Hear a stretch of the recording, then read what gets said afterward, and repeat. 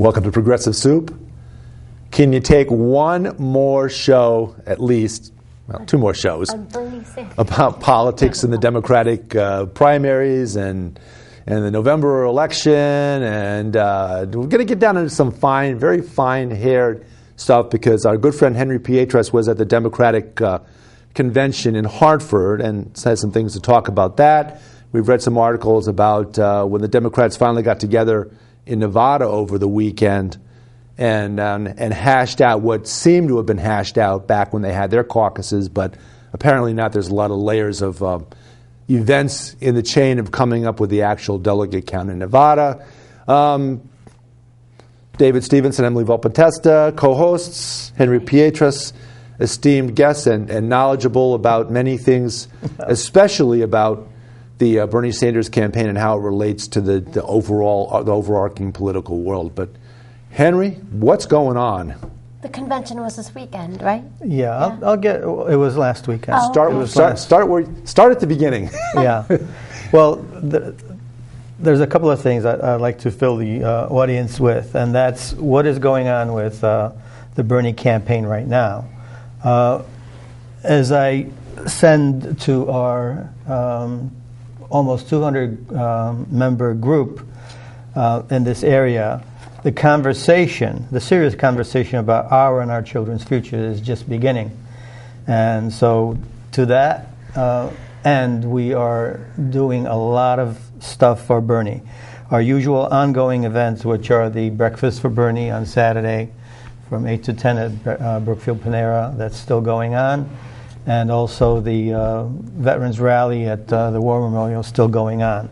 In addition, this week we are doing phone banks today from 6:30 to 10:30 at our 4 Eagle Road location, as well as tomorrow, same time from 6:30 to 10:30. And we will set up a projector so that we can watch the returns for Oregon and, is it Kansas, I think? Oregon and Kentucky. Kentucky. It was are on for tomorrow. Okay. And as it stands, it's 276 is the number of pledged delegates that we're behind.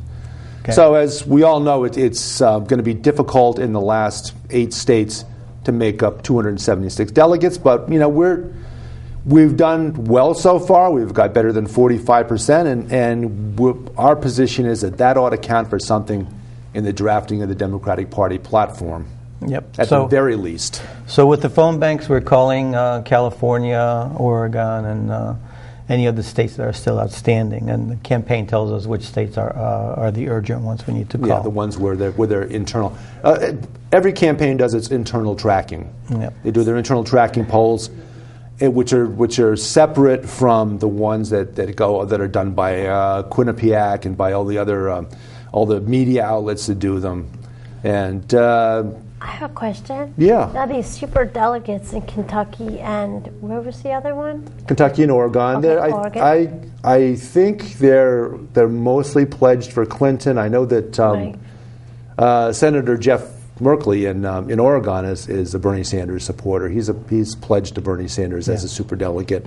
So these delegates, they pledge to vote for these candidates. Yeah, but they don't actually vote till the convention. Okay, so when you have doing your phone banking, who does that influence if these delegates make the decision ultimately? I don't understand. Well, it's based on votes. So the more people we get out to vote for Bernie, the more influence Bernie has. Right. So it's really getting people out to the primaries or caucuses, whatever's going. Okay. So you call people in this area or all over the country? Well, in the states where the primary is coming up. Oh, okay. But we can call from anywhere. Okay. The dialer that the campaign uses is actually very good. Okay. There's actually a process going on where in our congressional district in Connecticut, the 5th congressional district, where we have Congresswoman Elizabeth Esty, who's pledged to Clinton. We're reaching out to her, and our objective is to get her, since Bernie Sanders won in the 5th congressional district, our objective is to get her to reflect the will of the voters in her district and change her superdelegate vote from Hillary Clinton to Bernie Sanders. Well, I would hope so. I'll have. I'd like to just walk our audience through. So we've got the usual events going on. And then the next question is, what are the next steps in the Bernie Sanders political revolution? And by political revolution, we're talking about people, voters, citizens getting involved in the process of participating and in the conversation about our future. So yesterday we had a Waterbury planning event that was run by Stephen Schrag. He's more or less a union organizer. And the idea was to think and discuss what can we do in terms of next steps. And one of the focus areas was on updating the platform so that the Bernie platform gets reflected in the caucus that is coming up, as well as in the convention in Philadelphia. Yeah, that's the 5th District Caucus here in Connecticut? Yes. Okay. Now, I'm presuming that probably Elizabeth Esty will probably be there. Our friend, Justin Melito, yes, has a petition that basically says, because Bernie won the 5th District, 5th Congressional District, by about 800 votes or so, depending on who you listen to. He has launched a petition calling for Delegate Esty, Superdelegate Esty, to honor the wishes of her constituents and support Bernie at the convention as a superdelegate. And there's a petition online that he has put on. Also, on next Saturday, we're doing a movie watching of all things. It's called True Sun. It is at our 4 Eagle Road headquarters, canvassing / phone banking location. And the idea there is that it's on Saturday at 6 o'clock, and it is about a young man, 22-year-old, his last name is Tubbs, who has gotten himself very seriously involved in politics in the city of Sacramento, California. And apparently he's made a huge difference. And it is being introduced by Jane Sanders. So the Sanders campaign is behind this. I think they believe that the next steps in the political revolutions are kind of outlined there. And our belief here is that we can learn from it. And because we can, learn from others who've done this before, we can expedite the process of getting the political revolution moving forward. So the more people come, the more people learn, and the more of us will get involved in having our agendas represented in the political process. So well, we learned Saturday. a lot. Yeah, that's this coming Saturday. Today's the 16th, 17th, 18th, 19th, 20th? 21st. 21st, okay. So at 6 p.m. At 6 p.m. at Commerce Park, Danbury. 4 Eagle Road in Commerce Park. Danbury. Yep. Okay. Now, you learn a lot of lessons over the years in politics, and the Republican Party learned the lesson of getting busy at the grassroots level, starting with city councils and getting involved in local politics as a means of finding candidates later on for higher offices. And the Democratic Party, when they got beat in 2004 when John Kerry became the candidate, and what was happening at that time was that, and I think it's true of both parties, both political parties, they've got states that they know they're going to win. There are red states and there are blue states, and they're pretty clearly defined which states are going to be Republican in the election, which states are going to be Democratic in the election, and which states are going to be what's called purple states, the blend of blue and red. Swing states. Those are called swing states. And both parties completely ignore the thought of advertising in states that they're going to win for sure or states they're going to lose for sure. And they put all their focus into the states that they know, in fact, are going to become battleground states, and the winners of those battleground states win the election. So back in 2004, when Howard Dean was presidential candidate, he didn't succeed. He was elected chair of the Democratic National Committee, and he put into place something called a 50-state strategy, which paid huge dividends going forward for a period of time. 2006, Democratic Party took back the House of Representatives, had the Senate, and in 2008, because we had a 50-state strategy in place and battled in every single state not just the ones that were swing states. We battled in all those states, and candidate Obama, who became President Obama, won a lot of states that had been in the red column, in the Republican column, for a long time, because he fought very hard in those states and took no state for granted. We had organizations set up in all 50 states. That's thanks to Howard Dean. And it played out well. It got us.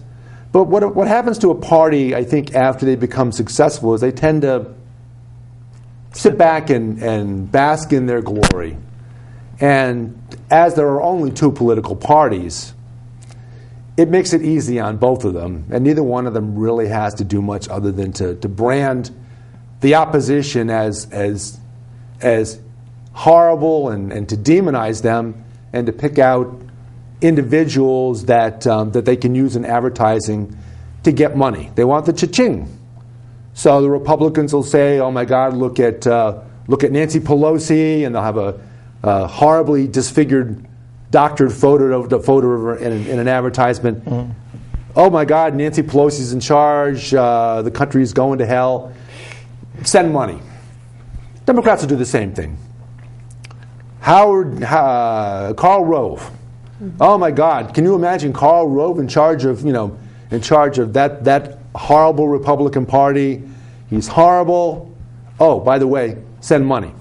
So this is how they do their fundraising, and they forget about the importance of actually reaching out to voters. And it's a lesson to be learned every election, every 2 years, alternating years for local elections in Connecticut. You have to be on target in reaching out and talking to people in order to be successful. But continue about what's going on with the outreach we're doing here to other states. Well, with other states, other than phone banking, there isn't really much. Mm-hmm. But I just covered the True Sun on the 21st. Yeah, what's that movie's about? Mr. Tubbs in Sacramento. Yes. Yeah, I didn't see the movie itself, but I did see an interview with the producer, Mr. Tubbs, and two people highly involved with the project. Apparently, it was sponsored by Google.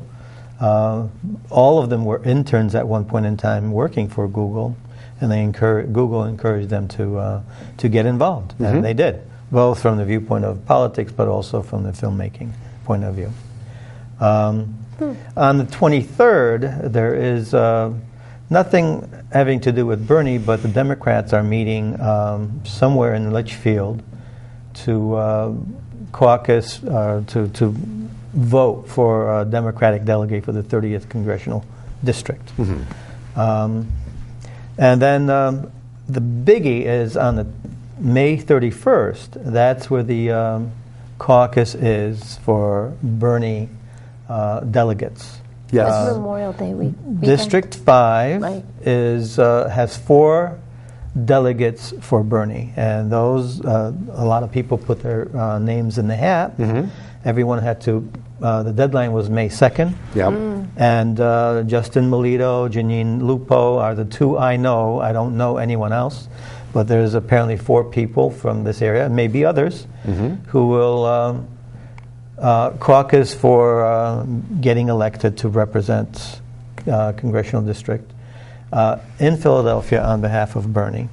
And there may be some games being played. That's why the Bernie people are requesting anyone who can to come to the location still to be determined, somewhere in District 5 at 6:30 to come and help get the candidates who will be passionate about the Bernie 2016 platform. So we're asking everyone who's watching to come and participate. It roughly, as I understand, it's going to be about a roughly 3-hour process. What does it mean to caucus for someone? Well, they're going to be trying to convince the group in attendance to vote for them as the right delegates to represent Bernie. Okay. So it's a conversation. Okay. And then at the end of the day, how many are for Janine, how many Right. are for Justin, and Right. the top 4 get it. But it may be that there will be the establishment people trying to seed Right. Bernie people as well, Right. and then they may be a little more easily convinced to go not Bernie but Hillary. So we thought when we voted on April 26th, and Clinton won the primary in Connecticut by 4%, I think it was. Yeah. And we ended up with the 55 delegates. It was 71 delegates total. Well, but the super Less the delegates. super There were delegates, 55 pledged delegates, and it went 28 for Clinton and 27 for Sanders. We thought that was the end of it, but apparently there's a lot more to party mechanizations and party infrastructure than just the vote of the people. Yes, yes.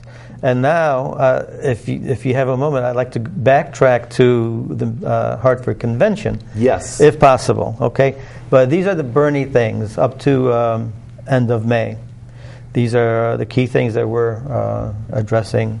And really, we're trying to think in terms of how do we make sure that the Bernie agenda goes forward and doesn't get forgotten, once people come over to the other side, if they do. Well, we know that a lot of the things that Bernie spoke of early on, from day one, back in October, November, December, going into the primaries, a lot of the things that resonated with voters were adopted by Hillary Clinton because she saw them as being winners in terms of ideas, and even though they were contrary to things that she has done Or said. in the past. Let's start with hydrofracturing, what's known as fracking. Yep. Secretary of State, she went around the world and sold fracking as a method to get natural gas out of the ground, and Keystone Pipeline. pushed very hard. North Dakota, too. Pushed very hard for it. Yeah. And, TPP. Yeah. And when it became clear that to at least to Democratic Party voters that fracking is not a good thing in their eye, that she's come around. Now, has she come around for the purpose of picking up some extra votes or narrowing our votes on that particular issue, or whether she really believes that? We don't know. Yeah. Well, that's my personal issue with what political candidates say, and that is the first question is how credible are they? Are they saying this for convenience, or are they truly believing it? Are they consistent, not just in what they say, but also in what they do? Yeah. This is where Bernie stands out because he walks the talk. He's been saying the same thing for 40 years. I mean, Whereas most other candidates will just talk Yeah. for convenience. No. And I think it's time to put a stop to that and They put their finger up in the wind and up in the air, and whichever way the wind is blowing, Yeah. Right, that's how that's they'll what go. that's where they follow. So now let Until me backtrack. until they're elected. But Let go me ahead. backtrack to the Hartford Convention. Right. The Hartford Convention was really the U.S. Senate convention to basically put a stamp of approval on Senator Blumenthal. Yeah. There were 7 candidates from Brookfield, and Danbury had their own delegates. I'm sorry, they had delegates from Brookfield. There were 7, including myself, and I just feel, when I look at the whole process, it started at 10 o'clock. We got there at 9 o'clock. And when I look at the whole process, I think that the Bernie people, there were a lot of Bernie people. We had buttons, and everybody said hello. They were very friendly. But I think we kind of got outmaneuvered. Bernie people, I think, got outmaneuvered. And while we may have had some opportunity to make changes, it was too late to do those, try to attempt to make any changes at the convention itself. There was a lot of stuff going on in the background many days and maybe even weeks before, where the platform changes, where the rules and regulations, as well as the credentials, were being addressed, and we had no knowledge. And that information, the changes that were requested, were given to us maybe half an hour before the convention actually started with a summary page. And then, those who approve the rules changes say aye. Aye. Those who disapprove say nay. There were maybe one or two nays. So, so effectively we got outmaneuvered. Right. Anyone who wanted to make changes didn't really have much of an opportunity. And that's really an issue with us, because for me, for instance, I'm a big... I didn't know how the process worked. I wasn't aware that there were opportunities to do this. Maine actually did. They objected to the superdelegate issue, and that it's not going to help Bernie, but in 2020, they've addressed superdelegates. Okay, so it won't be as skewed, because superdelegates again are given advantage to the establishment candidate. All right, I compare it to, if you have a 100-meter race, you're giving the establishment candidate at least a 25-meter advantage. That's not a fair race. Okay, and that has to change. I mean, Bernie above all is about fairness. Okay, and the fairness is through everyone participating and having their voices heard. Okay, unfortunately, the way what happened at the convention, I thought those voices weren't given the opportunity to be heard, but also I think the way the information was being doled out, okay, it was doled out in a timely manner to give advantage to the establishment people, not to those new coming in who would have wanted to make some changes. All right, there is a huge value in timely information. After the fact, okay, it doesn't help if you are outraged or promise to do better next time and all kinds of sorries. Once it's over, it's over. It's not likely we're going to go in and revisit the results. Right. So there's a game being played, and I've become aware of it. I wasn't aware of it prior to what happened. And we've been on the air, Progressive Soup's been on the air for almost 7 years now. And we spent a lot of time talking about the two-party system and how the two parties become entrenched. And they seek to squash outsiders. And I guess supposedly a democracy. I guess you can't be surprised by that, but at the same time, it doesn't make it right. And kudos to Maine for at the party convention ending, or at least modifying severely, the superdelegate process for their state, because their state went heavily for Bernie Sanders, and yet I don't know exactly how the superdelegate numbers ran in Maine, but they certainly ran for Clinton. Yeah. Totally in opposition to the will of the voters in Maine. Likewise in Connecticut, 15 out of 16 superdelegates at this moment are pledged to Hillary Clinton, which doesn't reflect a slight advantage to Clinton in the eyes of registered Democratic Party voters.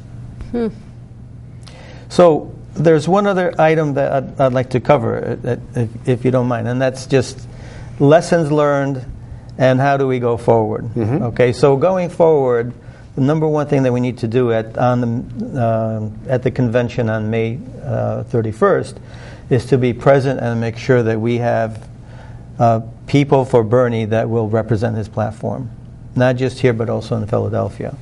But also in Philadelphia, looking at Philadelphia, I think we need to look at again, say that Bernie Sanders' political revolution is about fairness and everyone being involved in the process.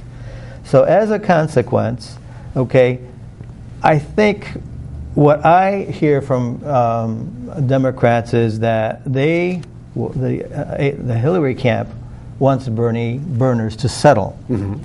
And I think that there are two appropriate responses right now. The first one is that we are not ready to settle, and we do not have to. Right. The other response is whether we settle or not, it depends on how fairly the Bernie 2016 agenda is integrated into the Democratic 2016 agenda in Philadelphia. And that means platform, rules and regulations, and credentials. And in addition, how fairly Bernie and Berners are treated by party gatekeepers, and what assignments and of what importance are given to Berners.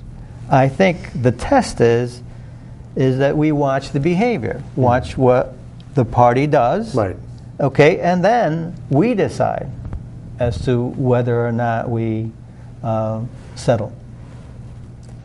It's important to note also, because we're watching now how the media has adjusted their graphics and their visuals to, in the case of the Democratic primaries and caucuses, they've had now the only number that's shown on the graph is the total number of delegates. It doesn't really differentiate between pledged delegates and superdelegates. Yeah, they haven't done that in a long time. Yeah, every once in a while you see it broken out, but very seldom. Yeah, they started off with it being the number being the pledged delegates, and then they'd add on the superdelegates at the end to come up with a number. Now they have Clinton at the combined superdelegates and pledged delegates of 2,200 and I think 2,250 about.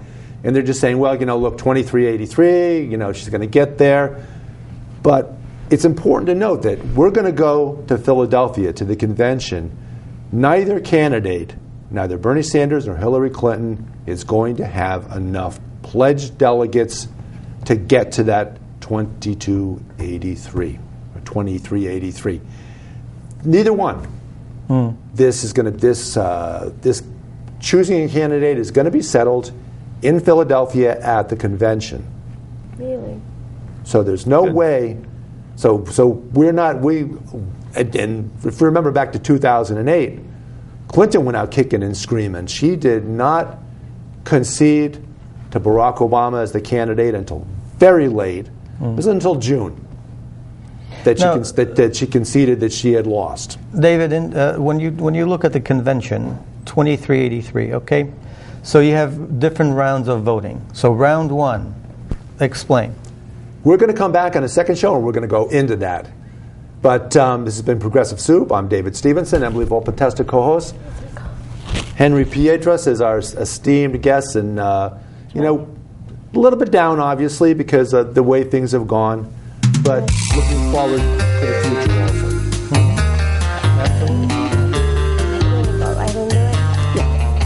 Please have to do the who's and what's on the what's. I'm responsible.